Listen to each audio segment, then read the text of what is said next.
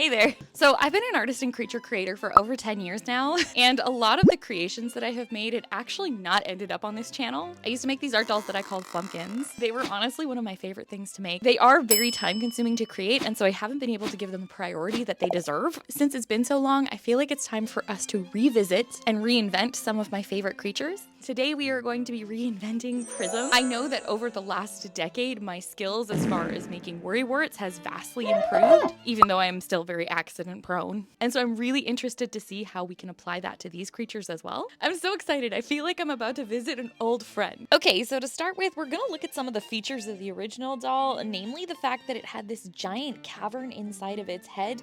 It was pretty cool, but I did feel like it was maybe not the most practical element. I used to write each of these critters a little backstory, and the reason why Prism has the cavern is actually to reflect the love that you struggle to feel back to you. So I felt like instead it'd be kind of cool if we moved the cavern into the Prism's tummy instead. And now that I have a rough idea of the direction that I'm headed, it's time for me to get to work.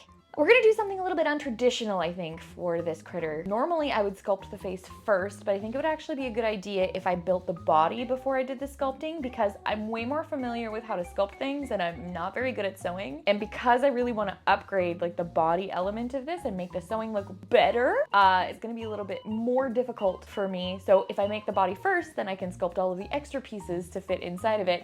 Whereas if I make the body after, I'm not as competent with sewing, and hopefully it'll look okay. I think the main thing that I'm going to be building the structure around is being able to hide one of these, or at least half of one of these, inside of our critter's belly.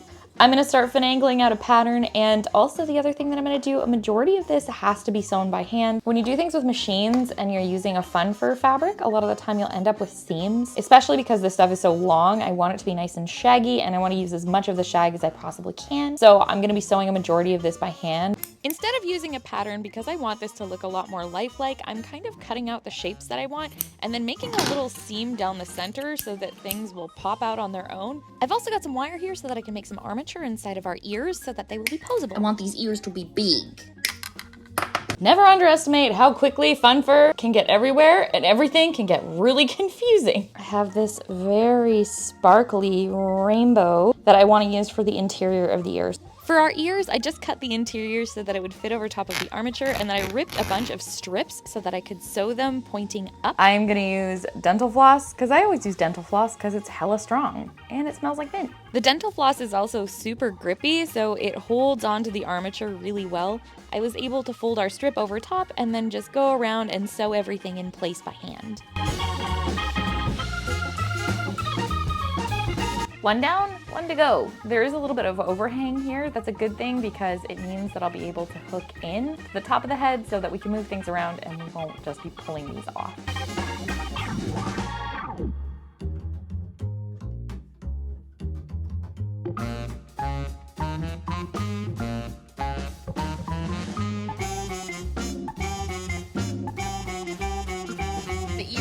Have a little wiggle to them, which is pretty fun. I'm excited for this project now. Now that we have got our head all sorted, it's time for me to make the body, and I'm gonna have to make it big enough so that we can have this little cavern inside. But I think it's basically just gonna be the same principle as this. I wanna have two little paws coming out as well. And then I think I wanna have kind of like a fun shape revealing this. So I'm gonna make the full body and then we'll cut this out and I think maybe glue it inside once I've filled it with something fun.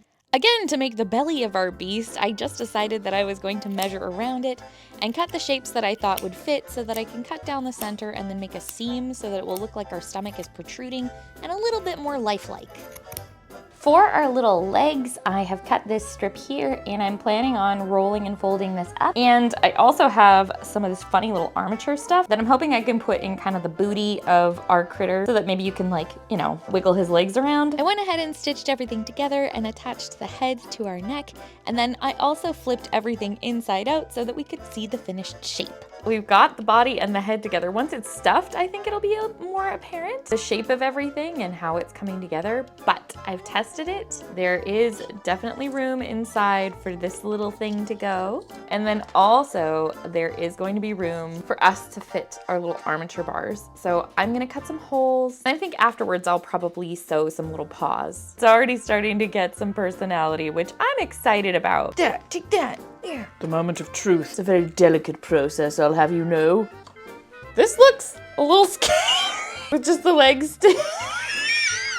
Okay. Ooh, it's sitting. Look at that. How novel. I'm starting to get excited now. This is like a blank canvas for us to build the rest onto. Oh, I just stabbed myself in the elbow with this. Excellent. Boots with the fur. That is a very fuzzy arm, and it will definitely need a trim.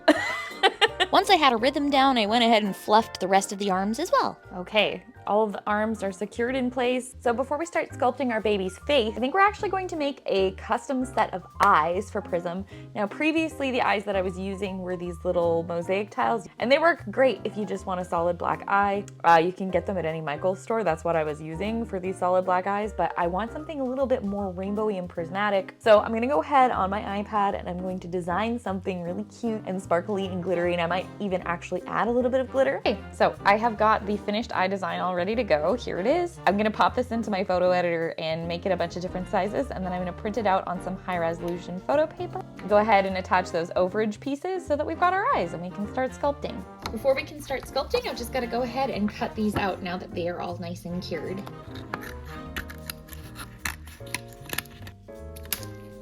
Ta-da! Looking good. I'll be trying something a little bit different with this one. I do want to use some of the pigments, but I also think I'm going to paint the face too.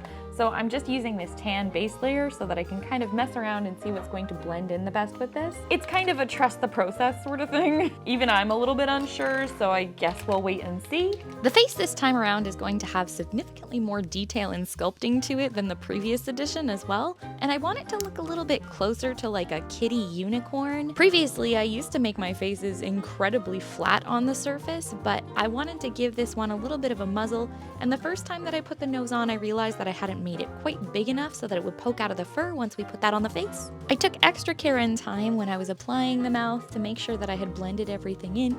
Even though a majority of this is going to be covered by fur, you never know what's going to end up poking through, so the details are important. For the mouth, I opted for the same shape as the previous Prism, but this time I made it half open and I had a little tongue inside so that it looks like she's giddy to see you. Now that we have all of our base facial features in place, it's time for me to get those traditional swirls going on. In previous iterations of my artwork, there were clay squirrels, I want to say, on pretty much every other thing, so it's kind of nostalgic for me to be including these.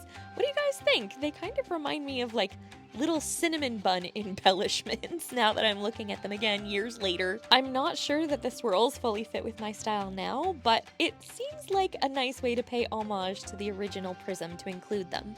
So for our middle portion here, I'm really excited because I think it's just gonna be kind of like a playtime. I really wanna mess around with the lights and how that's going to be bouncing off of different colors. I wanna put a lot of really shiny, pretty things inside of here. So that the stomach had some light to bounce off of, I crinkled up some cellophane and glued that in place over top of our lights in layers, as well as using some of these quartz crystals that I had in a jar. And then I completely raided my craft stash for pom-poms and little decals to make sure that I had lots of extra fun things to look at inside. Okay, so we have our cozy little tummy cavern here. I cannot wait to put this inside, but I think I'm gonna go through the process of beginning to stuff our critter and then figuring out what shape I want inside of the tummy. This little critter ended up being quite full, including the stuffing, the ball, the armature, and all of the lights, but I did manage to get it closed and stitched up. Before I start painting our sculpt, I also put a little bit of liquid latex to protect the eyes that we had made so that if we got any paint on there, it would be a lot easier for me to take off after. I'm covering the whole face in this white that matches the fur. I know that I'm going to be covering it with fur, but if anything ends up poking through, it's going to be really obvious with the beige. And then I also, while it was wet, went ahead and put a little bit of blush around the mouth and in the eyes. I went ahead and put my favorite shade of pink on the nose as well as the tongue and a little bit inside of the mouth so that it looked like our critter had some depth. And in the previous rendition of Prism, I had actually used a bunch of prismatic pigment powders, but this time I'm just going to give her a little bit of a rainbow horn to match the rainbow theme that's going to be going on to the fur in a little bit. For the paws, I decided for a little bit of a sunset gradient. I decided that it would have been really muddy if I had done the whole rainbow, and this really seemed to stand out in a way that I liked. Once I had finished our paint job, I had the slightly disturbing task of pulling the latex off. I find this to be a little bit satisfying and gross at the same time. So I've got all of my pieces here. We're gonna perform a little surgical procedure on the face. and I'm going to be putting this inside, and I'm also planning on styling the fur around the face so it looks like a little bit more of a unit. That's not something I've ever done before. Once we had a nice opening, I then put the face inside and covered the entire thing with fun fur, only to realize that the proportions of the arms were a little bit off, so I needed to make some scary adjustments. Oh my god, this is difficult to get out. Get out of there.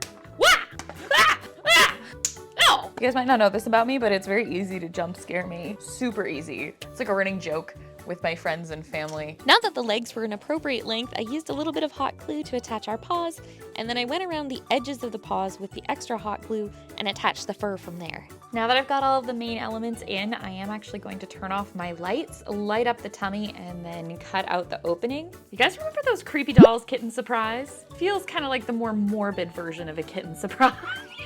Well, isn't that just magical? Look at that. I think I might be able to do a heart shape. That's what I'm gonna aim for, I think, is a little heart shape on this. Being neurodivergent and trying to make things is really not ideal. Now that I have everything all glued together, it's time for me to do a little bit of shaping with the hair, and I'm not using a special tool or anything, just these hair cutting scissors that I got from like a local beauty store. Also, if there were any patches, I'd just use a little bit of the hair that I cut off with some hot glue to fill in the gaps and then trim them down. Before I get to messing around with the fur color anymore, I am going to include a bow. I've got this really fun rainbow lace here, and as you guys know, if you're new to this channel, when we like something, we put a bow on it. I'm not officially sold on the stomach shape, and I'm curious what you guys think. I would love to try this again because I don't think that I got a heart shape. It does still look pretty pleasing. It's kind of like a half moon. Now that everything is pretty much assembled, it was time for some special finishing touches, including a gem on the bow and also coloring some of the fur after I had trimmed. One of my favorite tips for making blush on these dolls is to use a baby Q-tip and then rub it against the cheek with a Sharpie. And I'm also coloring the hair with all of these different colored Sharpies. This is actually how I colored the original Prism's hair. It is a lengthy and time-consuming process, but it's really fun, and you feel like a little doll hairdresser. And with her hair all coiffed, it's time for the moody glamour shots. Enjoy!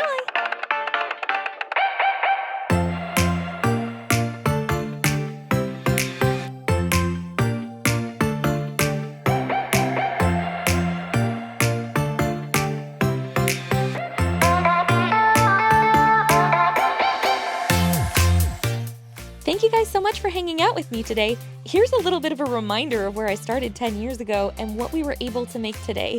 I'm so happy that we did this, and I can't wait to make more creatures from this line and reinvent them again. It's been really nice to revisit something that meant so much to me and incorporate it into where we are now. I'd love to know what your thoughts are. Do you think there's something that I should have included that I left out? Let me know in the comments below, and let me know what you'd like to see me make next.